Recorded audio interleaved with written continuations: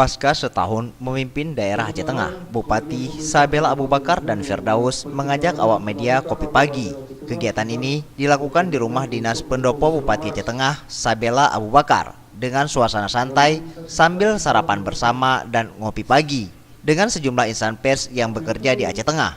Dalam sambutannya, Bupati Sabela menyampaikan sejumlah capaian yang sudah dilakukan dalam masa kerjanya sebagai orang nomor 1 di Aceh Tengah, baik fisik dan non-fisik dalam memajukan daerah. Diakuinya masih banyak hal yang belum dilaksanakan secara maksimal yang telah disuarakan dalam janji politik kepada rakyat. Namun hal ini secara perlahan akan terus dilakukan. Salah satunya yang belum dilakukan yaitu janji pemberian tanah kepada setiap KK baru sebanyak 2 hektar per KK.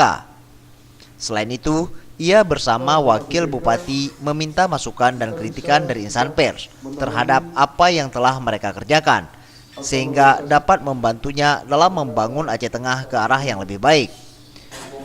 Bupati menilai pertemuan dengan insan pers merupakan hal penting untuk dilakukan minimal setiap 3 bulan sekali, sehingga akan menumbuhkan keakraban dan membantu pihaknya dalam memajukan daerah.